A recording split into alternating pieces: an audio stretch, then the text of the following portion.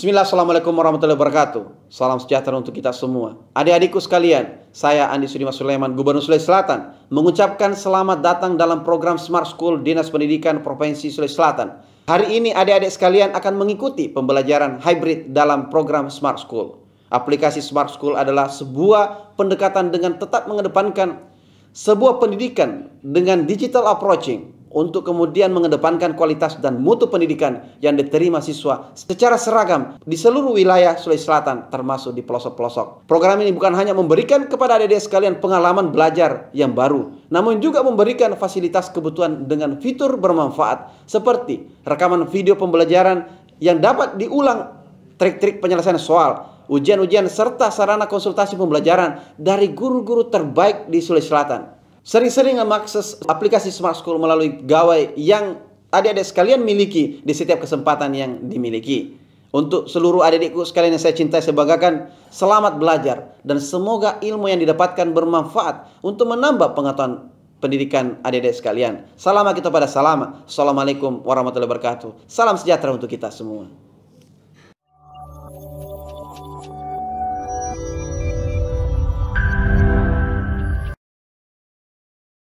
Bismillahirrahmanirrahim. Assalamualaikum warahmatullahi wabarakatuh dan selamat siang. Halo Sobat Smart, para siswa-siswi yang luar biasa. Jumpa lagi bersama saya, Lutfi Alam, tutor sosiologi Smart School.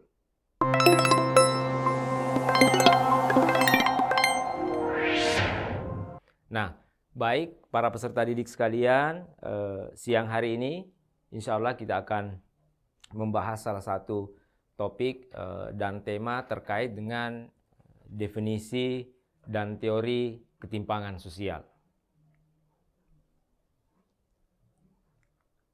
Nah, adik-adik sekalian, adapun tujuan pembelajaran kita pada pertemuan hari ini, pada siang hari ini adalah sebisa mungkin peserta didik mampu memahami dan mengidentifikasi dengan baik definisi dan teori-teori ketimpangan sosial.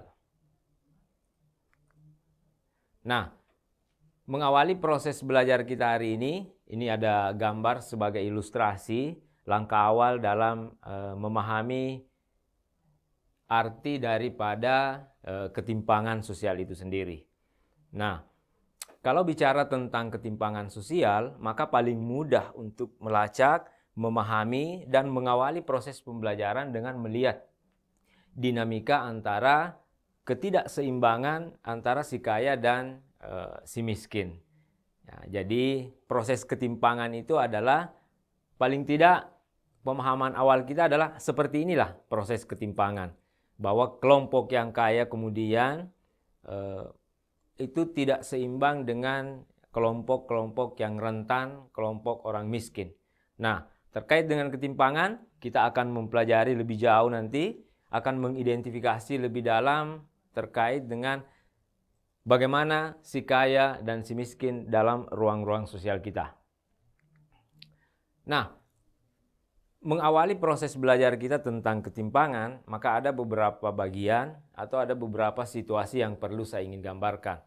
Yang tentunya situasi ini sangat erat kaitannya dengan proses ketimpangan atau kesenjangan sosial itu. Bicara tentang kesenjangan, maka seringkali kita jumpai di lapangan, seringkali kita jumpai dalam proses keseharian kita, adanya hukuman yang seringkali dipandang tidak adil. Biasanya tajam ke bawah, itu kemudian tumpul ke atas. Ya. Yang kedua adalah akses pendidikan yang belum merata, lebih mudah didapatkan di daerah perkotaan dibanding dengan di pedesaan.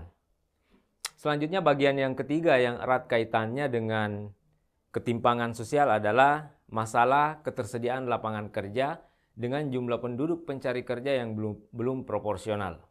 Nah, yang keempat adalah proses industrialisasi di kota dan di desa yang belum optimal dan seimbang. Nah, dari beberapa poin-poin penting ini, adik-adik sekalian, kita sebenarnya bisa melihat lebih spesifik bahwa ketimpangan sosial itu disebabkan oleh beberapa aspek yang penting. Yang pertama, ternyata aspek hukum itu, proses dunia hukum kemudian yang kadang-kala tidak adil, itu juga berkorelasi langsung bisa mengakibatkan terjadinya ketimpangan sosial. Kemudian pada aspek pendidikan, ini sesuatu, ternyata pendidikan ini menjadi sesuatu yang sangat esensial, itu berpengaruh dalam proses ketimpangan sosial. Yang ketiga, ini masalah lapangan kerja.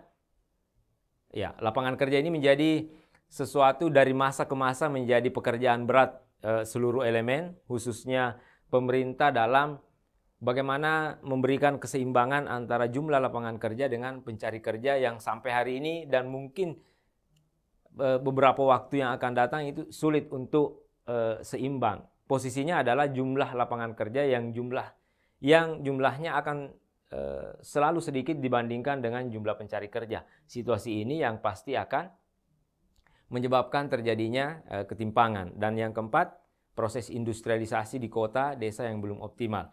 Jadi aspek hukum, pendidikan, tenaga kerja, dan proses industrialisasi, inilah poin-poin yang berkorelasi langsung yang ada kaitannya dengan bagaimana dinamika ketimpangan sosial itu terjadi.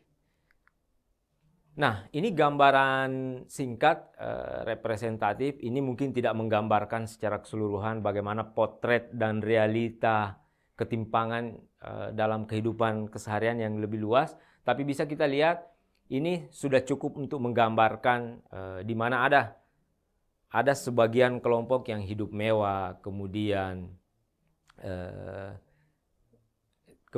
hidup dengan kehidupan yang mewah, hidup glamor, atau mungkin dengan kecukupan yang luar biasa. Sementara di sisi lain kita menjumpai beberapa bagian masyarakat yang hidup serba terbatas, tidak berkecukupan, kemudian konsumsi yang tidak layak dan sebagainya, tempat tinggal yang terbatas, apa adanya. Inilah gambarannya tentang potret realitas sosial.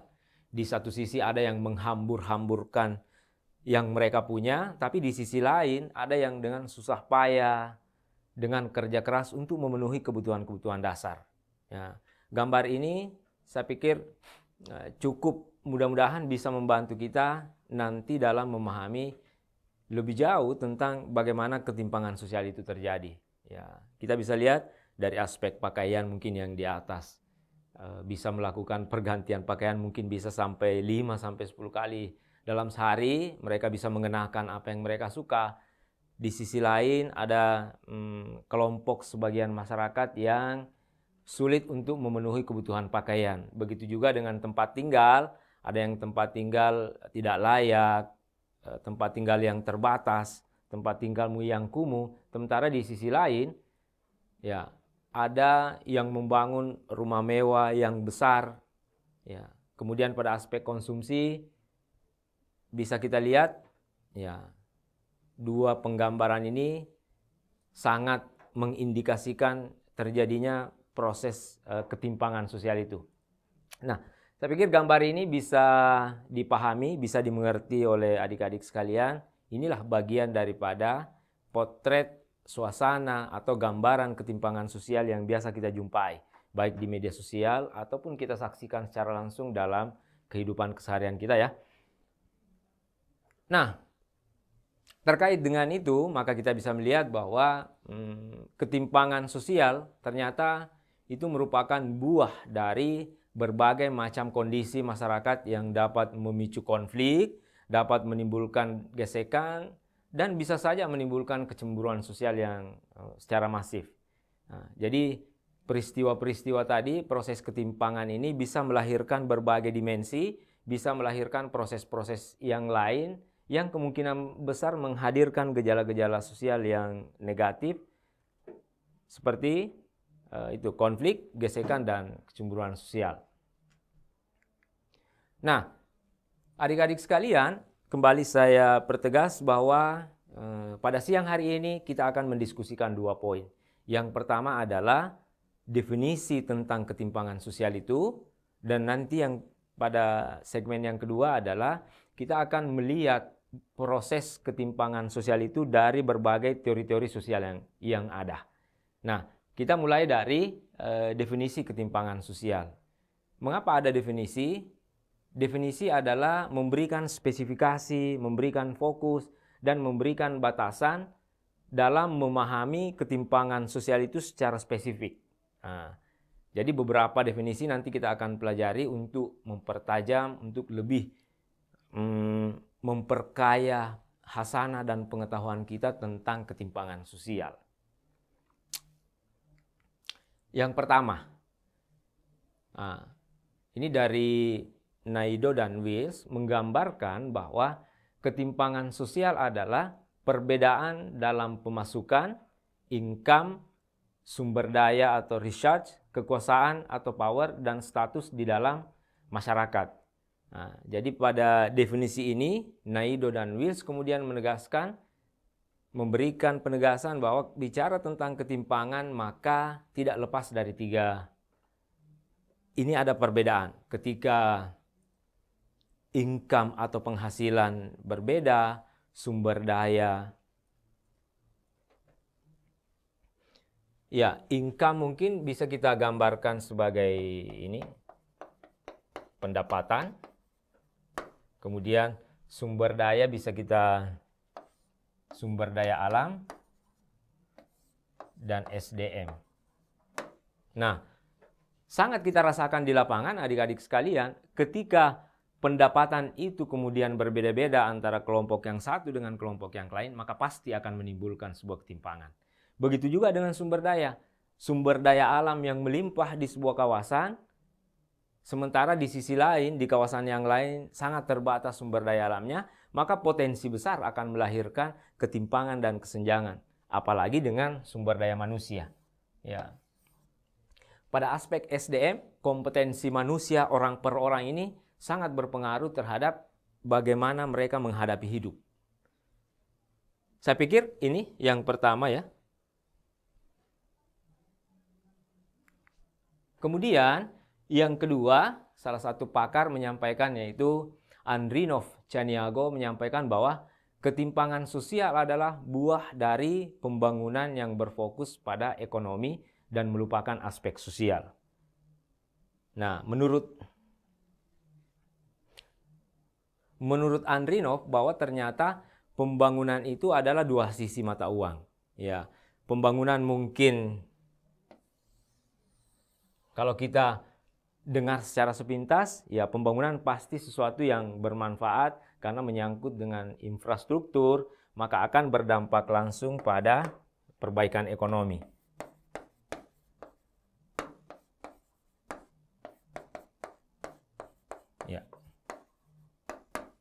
Ya, perbaikan ekonomi akan terpenuhi, tapi apakah kemudian pembangunan hanya bertugas pada aspek ekonomi saja?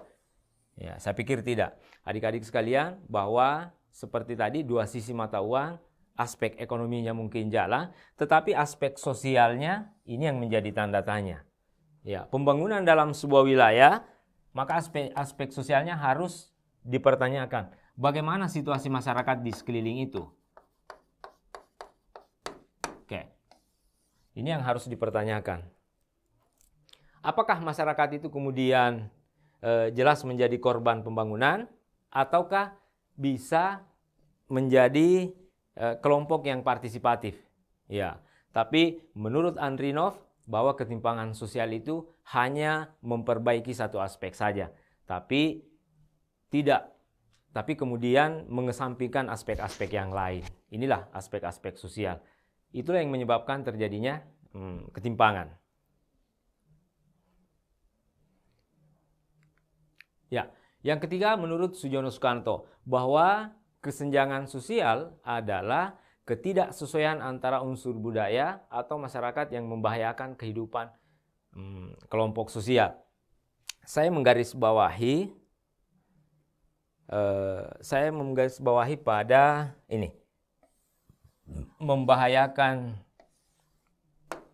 kehidupan sosial. Jadi proses kesenjangan itu tercipta karena adanya situasi yang berbahaya bagi kelompok-kelompok yang lain. Mungkin juga akibat pembangunan, mungkin akibat urbanisasi, mungkin akibat industrialisasi dan sebagainya, proses perubahan sosial yang terjadi.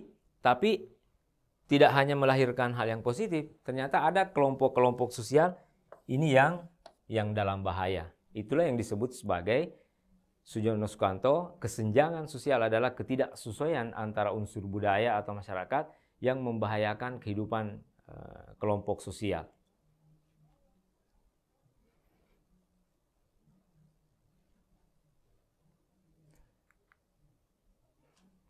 Ya, selanjutnya kita masuk pada definisi yang keempat. Salah satu definisi ketimpangan yang disampaikan oleh Jonathan Houghton dan Sahidur menyampaikan bahwa apa sih ketimpangan itu? Ya, ketimpangan sosial sebagai bentuk ketidakadilan yang merupakan dampak dari pembangunan. Nah,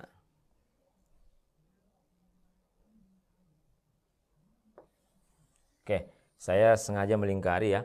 Oke, adik-adik sekalian, seirama dengan definisi yang disampaikan oleh ahli-ahli sebelumnya, bahwa ketimpangan sosial ini memang erat kaitannya dengan pembangunan, proses industrialisasi, proses perubahan sosial, pembangunan infrastruktur mungkin, atau pembangunan sebuah wilayah, itu ternyata melahirkan sebuah ketimpangan. Ketimpangan sosial sebagai bentuk ketidakadilan yang merupakan dampak dari pembangunan. Ya, ternyata pembangunan ini tidak mampu mengcover seluruh kebutuhan-kebutuhan kelompok masyarakat. Ya, mungkin menurut Jonathan bahwa sebagian besar pembangunan itu hanya menguntungkan sebagian kecil masyarakat. Pembangunan itu tidak memberikan dampak yang signifikan atau dampak yang begitu besar bagi sebagian besar masyarakat. Makanya dikatakan bahwa ketimpangan adalah bentuk ketidakadilan. Ya, jadi ini sangat ditegaskan oleh Jonathan bahwa apapun namanya, bicara tentang pembangunan, maka ada situasi ketidakadilan di dalamnya.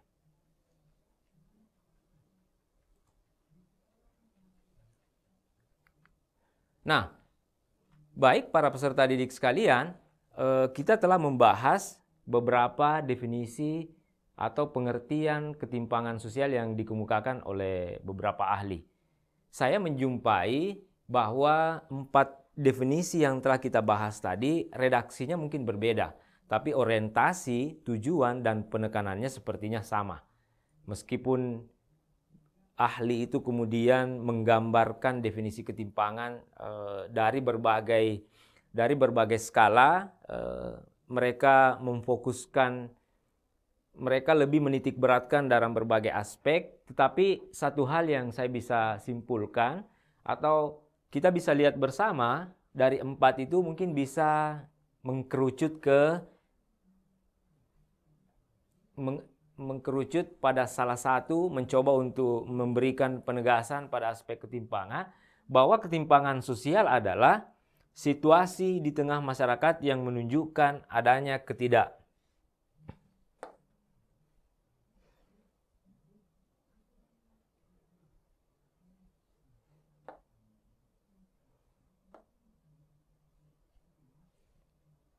Oke, jadi adik-adik sekalian, dari definisi dan pengertian tadi yang disampaikan oleh beberapa ahli, maka kalau kita bicara menelusuri lebih jauh, mempelajari lebih dalam tentang ketimpangan sosial, maka akan bermuara pada adanya ketidakmerataan, ada tadi ketidakmerataan ekonomi, dampak pembangunan yang tidak merata, ada banyak hal yang tidak merata dari proses terjadinya pembangunan itu sehingga melahirkan ketimpangan.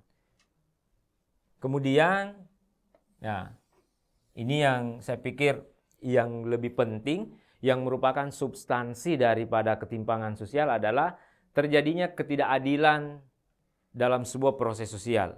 Nah, dengan adanya ketidakmerataan dan ketidakadilan, maka pastilah situasi masyarakat kita terjadi ketidakseimbangan atau misequilibrium. Nah, inilah yang menjadi prioritas daripada ketimpangan sosial. Jadi, adik-adik sekalian, berdasarkan apa yang kita lihat, di lapangan berdasarkan apa yang kita baca atau berdasarkan hasil obrolan kita sejauh ini, maka bisa kita lihat bahwa ketimpangan sosial adalah situasi di tengah masyarakat yang menunjukkan adanya 3 indikator penting. Yang pertama, di dalamnya ada ketidakmerataan, kemudian terdapat ketidakadilan dalam suasana sosial, dan pasti ada ketidakseimbangan struktur dan sistem dalam sebuah masyarakat. Itu yang menjadi hal yang esensial ketika kita bicara tentang ketimpangan sosial.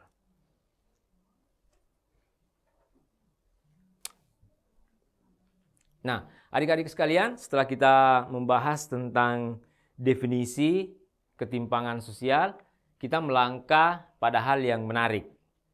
Saya pikir lebih menarik ini karena kita akan melihat bagaimana keberadaan ketimpangan sosial itu dilihat dari berbagai teori-teori ketimpangan sosial yang ada. Coba, mari kita lihat bersama bagaimanakah keberadaan teori-teori itu dalam memandang terjadinya proses ketimpangan atau kesenjangan sosial. Nah, yang pertama, kita mulai dari teori struktural fungsional yang dipopulerkan oleh Emil Durkheim. Oke, adik-adik sekalian, ada hal yang menarik yang disampaikan oleh penganut teori struktural fungsional. Apa itu? Teori ini kemudian menggambarkan bahwa ternyata ketimpangan sosial tidak dapat dihindari dan memiliki peran penting dalam masyarakat. Nah, ini menarik untuk kita lihat lebih jauh. Masa ketimpangan sosial itu tidak dapat dihindari? Betulkah seperti itu? Mari kita lihat penjelasannya. Ketimpangan sosial ini menurut teori struktural fungsional adalah sesuatu yang tidak dapat dihindari. Wah, mengapa ya tidak dapat dihindari? Mengapa ketimpangan sosial itu tidak dapat dihindari? Ya. Dan ini memiliki peran penting. Ya. Dalam pandangan teori struktural fungsional itu beranggapan, tadi kita sudah bayangkan bagaimana si kaya dan si miskin itu dalam teori ketimpangan. Menurut teori struktural fungsional bahwa si miskin itu punya fungsi-fungsi tertentu terhadap si kaya. Jadi si kaya dan si miskin ini adalah sesuatu yang sangat fungsional dan mereka saling membutuhkan. Menurut teori struktural fungsional bahwa kondisi masyarakat tidak mungkin dan kita tidak akan pernah menjumpai masyarakat yang akan kaya semua atau miskin semua. Ini penegasan dari teori ini. Mengapa seperti itu? Adik-adik sekalian bisa kita lihat. Ketika berkumpul sesama orang miskin, maka pasti akan ada ketimpangan di situ. Maka orang miskin ini pasti ada kategorisasinya juga. Miskin kelas atas, miskin kelas menengah, dan miskin kelas bawah. Inilah yang disebut oleh teori struktural fungsional bahwa ketimpangan atau perbedaan atau ketidaksetaraan itu pasti akan terjadi dalam sebuah sistem sosial. Dan itu memiliki peran penting. Ya. Coba adik-adik sekalian, siapa yang ingin melakukan pekerjaan-pekerjaan rendahan, pekerjaan yang sifatnya kasar kalau kemudian bukan orang-orang yang orang-orang yang mungkin yang berpendidikan rendah, yang memang kompetensinya hanya sampai di situ. Karena ketika orang kaya semua, maka pasti tidak ada yang bisa mengisi pekerjaan-pekerjaan itu. Makanya menurut teori struktural fungsional bahwa ketimpangan itu pasti akan terjadi dan itu adalah sesuatu yang fungsional dalam sebuah kehidupan. Menurut teori ini, si kaya dan si miskin adalah satu paket yang saling mengisi.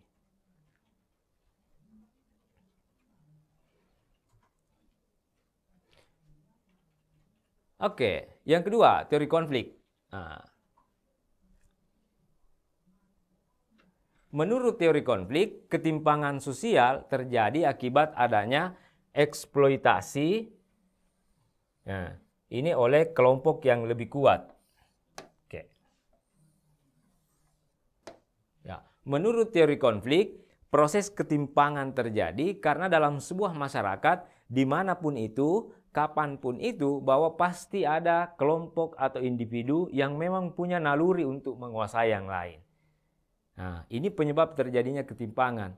Karena manusia itu lahir unik, memang manusia adalah sosok yang dibekali naluri untuk menguasai yang lain. Makanya menurut teori konflik, oke, adik-adik sekalian, menurut teori konflik bahwa ketimpangan, ketidakmerataan, ketidaksejajaran, ataupun perbedaan itu terjadi karena ada kelompok yang memang punya naluri untuk selalu ingin menguasai. Bisa kita lihat dalam skala yang lebih kecil. Coba lihat adik-adikku sekalian di ruang kelasnya yang berjumlah kurang lebih 30 orang itu, pasti ada sosok-sosok di situ, sosok 1-2 orang yang punya naluri untuk menguasai yang lain, selalu ingin memerintah, selalu ingin didengar, kemudian selalu ingin mempengaruhi. Itulah makanya ketimpangan itu terjadi. Ya, menurut teori ini bahwa ketimpangan itu terjadi karena ada yang selalu ingin menguasai yang lain.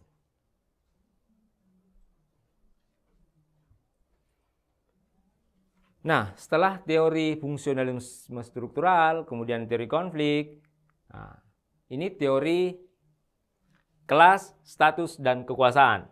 Nah, terkait dengan ketimpangan, terkait dengan substansi masyarakat, maka ada 3 dimensi yang melekat yang selama ini familiar dalam kehidupan masyarakat kita. Yang pertama adalah status. Kita di orang timur, status kita itu akan berpengaruh bagaimana kita berkiprah dalam masyarakat. Status orang pasti dilihat. Untuk memperlakukan orang lain, biasanya terlebih dahulu melihat status apa yang melekat dalam dirinya. Ini yang ternyata memicu terjadinya ketimpangan. Yang kedua adalah aspek yang tidak terbantahkan, yakni kekayaan. Kekayaan akan menjadi sesuatu, kekayaan akan menjadi hal penting dalam terjadinya ketimpangan. Orang yang punya kekayaan pasti kemudian mereka punya potensi untuk melakukan apa saja. Mereka punya potensi untuk menguasai, mengambil, membeli semuanya, mendominasi, dan sebagainya. Dan yang ketiga adalah ini kekuasaan. Nah, hampir sama dengan kekayaan, kekuasaan punya potensi untuk kemudian bisa melakukan monopoli terhadap hal-hal tertentu, khususnya dalam aspek ekonomi. Ya. Jadi dengan adanya kekuasaan, orang yang punya kekuasaan punya ruang yang lebih banyak untuk melakukan banyak hal, sehingga bisa menimbulkan ketimpangan. Ya, yang miskin semakin miskin, yang kaya mungkin semakin kaya. Teori kelas ini, saya ulang kembali, yang pertama adalah status, kekayaan, dan kekuasaan. Nah, kita masuk pada teori dualisme sosial. Menurut teori dualisme sosial bahwa ketimpangan antara negara barat atau negara maju dengan negara timur atau negara berkembang karena adanya perbedaan tujuan ekonomi.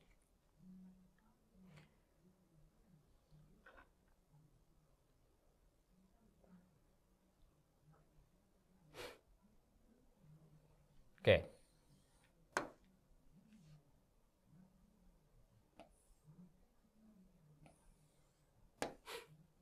Ya, adik-adik sekalian, menurut teori ini bahwa kehidupan ini selalu terbagi dua. Ada negara maju dan ada negara berkembang. Apa yang membuat dimensi ini ada? Karena adanya perbedaan tujuan ekonomi. Menurut teori dualisme sosial bahwa ada perbedaan dalam hal memahami sesuatu. Negara barat terkait dengan pekerjaan, terkait dengan aktivitas. Menurut teori dualisme sosial bahwa negara barat memandang pekerjaan itu sebagai sesuatu yang berjangka panjang.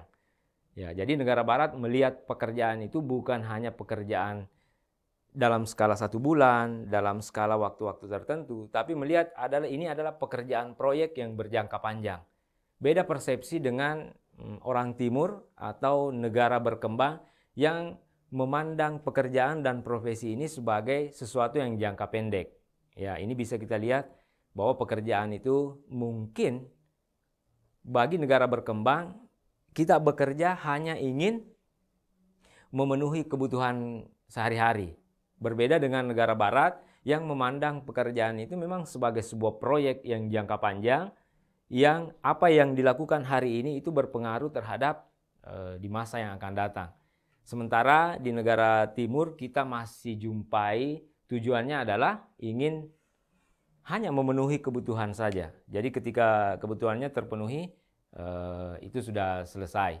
Nah, bisa juga kita lihat perbedaan ya.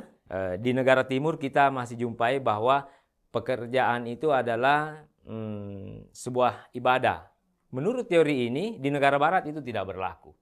Ya, di negara barat bahwa pekerjaan itu adalah upaya untuk mendapatkan income, upaya untuk mendapatkan keuntungan yang sebesar-besarnya.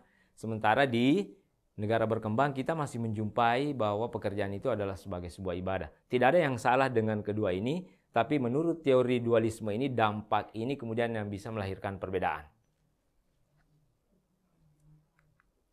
Nah, teori yang terakhir adalah teori interdependensi atau teori dependensi. Menurut teori interdependensi, bahwa proses ketimpangan sosial yang terjadi dalam sebuah negara itu karena adanya ketergantungan yang kuat. Jadi saya ingin sampaikan ini ya.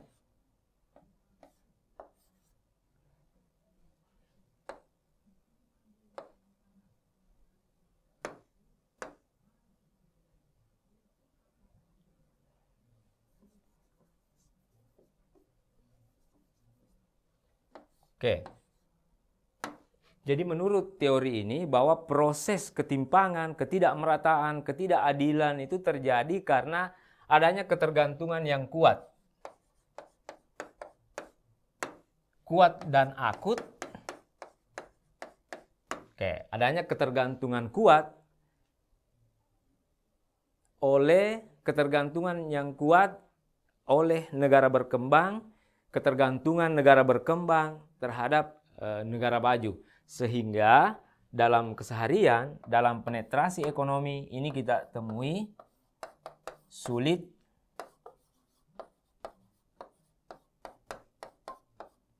ini sulit untuk mandiri. Nah, adik-adik sekalian, menurut teori ini bahwa proses ketergantungan itu memberikan dampak yang negatif karena negara tertentu yang sudah tergantung, yang tingkat ketergantungannya sangat kuat itu sulit untuk mandiri, sulit melakukan inovasi-inovasi, sehingga itulah penyebab terjadinya proses ketimpangan. Nah, adik-adik sekalian, dari 5 teori yang sudah kita paparkan, ini sebenarnya terbagi dalam dua bagian ya. Teori klasik dan teori modern, itu dalam bagaimana memandang ketimpangan sosial itu. Saya kembali menegaskan ya, bahwa bicara tentang ketimpangan itu adalah bicara tentang bagaimana situasi dampak pembangunan yang kemudian kurang merata untuk berbagai aspek. Pertanyaan yang sangat menarik tentang ketimpangan, bagaimana melihat keberadaan desa dan kota dalam aspek ketimpangan. Nah, adik-adik sekalian, benar apa yang disampaikan bahwa proses pembangunan hari ini memang belum merata. Industrialisasi itu kemudian masih sebagian besar terpusat di kota. Nah, hal yang bisa dilakukan adalah ada harapan-harapan besar ini anak-anakku sekalian. Otonomi daerah itu bisa menjadi pintu untuk melakukan pemerataan dalam aspek pembangunan, di mana kebijakan-kebijakan terkait dengan pembangunan selama ini sudah tidak sepenuhnya dikuasai oleh pemerintah pusat ya, tapi sebagian kewenangan-kewenangan itu kemudian diberikan ke daerah. Ini saya pikir solusi yang pertama, memanfaatkan bagaimana otonomi daerah itu sebagai sesuatu untuk melakukan pemerataan pada aspek industri pembangunan. Yang kedua, industrialisasi harus dimulai dari daerah. Oke.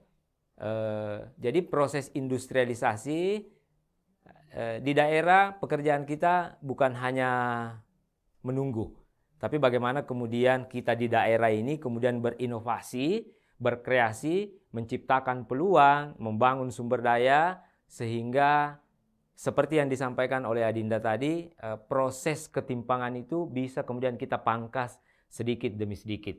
Kita inilah yang harapan bangsa kemudian nantinya bisa menjadi pelopor inovasi nasional. Oke, saya pikir pertanyaan yang luar biasa dari siswa-siswi hebat kita dari SMA Negeri 3 Bantaeng. Terima kasih atas kontribusi dan partisipasinya di siang hari ini. Tadi di awal sebenarnya disinggung bagaimana pendidikan, akses pendidikan mungkin yang tidak merata itu menjadi penyebab dari terjadinya ketimpangan ataupun kesenjangan yang hadir pada hari ini. Tapi apa yang disampaikan oleh adik-adik sekalian itu sangat benar sekali adanya. Bahwa salah satu yang bisa menjadi senjata atau bisa menjadi alat, bisa menjadi hal yang sangat bisa kita gunakan untuk memangkas terjadinya ketimpangan itu adalah pendidikan yang disampaikan oleh adik-adik sekalian ya. Oke, tadi disinggung bahwa pendidikan ini, suasana pendidikan atau dimensi pendidikan adalah salah satu dimensi yang sampai hari ini itu masih terjadi ketimpangan di mana-mana. Buktinya apa adik-adik sekalian? Akses pendidikan di Indonesia itu belum atau mungkin di dunia ya, akses pendidikan yang belum merata. Kesempatan untuk memperoleh pendidikan itu masih sebagian besar dirasakan oleh orang-orang di kota. Sementara orang-orang di desa tidak ada pilihan lain, harus berangkat ke kota kemudian untuk mendapatkan akses pendidikan yang layak. Oke, good. Pertanyaan yang cukup bagus dan pandangan juga yang saya pikir luar biasa terkait dengan ketimpangan. Terima kasih. Ya, saya pikir adik-adik sekalian ini sangat menarik ya kalau memang kita bicara tentang ketimpangan. Karena ini juga menyangkut dengan kita sebagai generasi muda yang tentunya nanti menjadi pelopor pemuda pembangunan masa depan bangsa. Tugas kita adalah bagaimana kita mampu berkontribusi dalam kehidupan masyarakat, mampu membantu pemerintah dengan berbagai cara, turut andil dalam upaya pembangunan, serta mampu menjadi bagian daripada proses pembangunan bangsa yang terus nanti akan kita galakan ya. Ya, baik adik-adik sekalian, saya pikir sangat menarik apa yang kita diskusikan, apa yang kita obrolkan, atau apa yang kita pelajari bersama hari ini terkait dengan ketimpangan. Nah, adik-adik sekalian, saya ingin menyampaikan bahwa ketimpangan sosial ini selain sebagai sebuah masalah sosial, juga sebagai sebuah tantangan dan kesempatan bagi adik-adikku sekalian untuk berkontribusi dalam mengikis dan memangkas terjadinya ketimpangan agar proses pembangunan, proses kesejahteraan ini bisa merata bagi seluruh rakyat Indonesia. Saya pikir adik-adik sekalian, cukup sekian pertemuan kita di siang hari yang sangat berbahagia ini. Saya ucapkan terima kasih kepada seluruh adik-adik yang telah bergabung, terkhusus kepada Bapak Ibu guru pendamping yang telah bersama dengan para siswanya untuk kita belajar bersama pada program Smart School. Ya, sekian dari saya. Wassalamualaikum warahmatullahi wabarakatuh.